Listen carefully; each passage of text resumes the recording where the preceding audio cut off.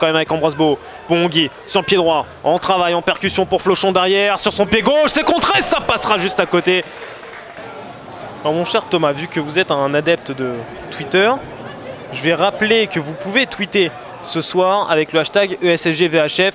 On reviendra sur les tweets après ce centre vers Dabas et surtout la très belle prise de balle de Mickaël Salamon. Joachim Eckmayer, attention Joachim Eckmayer, d'ailleurs c'est un joueur qui peut frapper à distance et il va le prouver avec cette frappe enroulée, bien qu'elle soit captée en 2 temps par Mickaël Salamon à la 29e minute. Et cette pratique. Et qui sait, peut-être qu'on va avoir un top but ou un top arrêt maintenant. Avec CA pour le bon centre au second poteau, bah c'est le top arrêt forcément. Avec Mathieu Pichot, sous vos yeux Thomas Opic qui sort une énorme parade sur cette tête à bout portant de Simon Dia.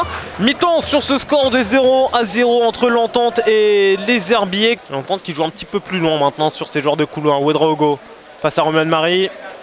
Ouais, Ouedraogo qui peut passer, qui peut centrer. La prise de balle qui a été manquée par Mathieu Pichot. Voici la première surprise que peut nous proposer cette pelouse. En tout cas, la pelouse n'est pas très favorable à leur défense. Encore il y a une prise de risque là sur ce dégagement. CA pour aller ouvrir le score. William CA pour ouvrir le score, à mettre son 2e but de la saison. Le 2e à domicile. Et là, c'est une libération forcément pour l'Entente. Profiter de quelques erreurs. Profiter de même des grosses erreurs de la défense adverse. Les conditions de jeu sont délicates, on le disait avec Thomas Opic. C'en est la parfaite illustration. William CA pour le 1-0 à la 55e.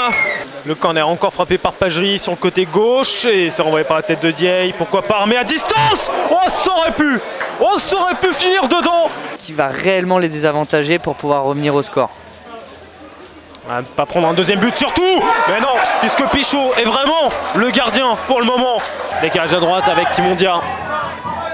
Gaucher Simon Dia et il va plutôt repartir sur le pied droit de Dia pour le centre. Et il a préféré contrôler pour talonner dans la surface Mohamed Silla. Réellement les Vendéens d'être dangereux. Mais possibilité de contre pour l'Entente, c'est le même schéma que depuis finalement le début de cette seconde période. Simon Dia ne sera pas à la conclusion de ce mouvement. Peut-être que finalement, ça peut être Capo Silva, mais sa frappe va finir hors cadre. La bataille tactique en tout cas a été remportée par Vincent Bordeaux sur cette seconde période. Il a su rectifier en tout cas les problématiques mises en lumière en première période.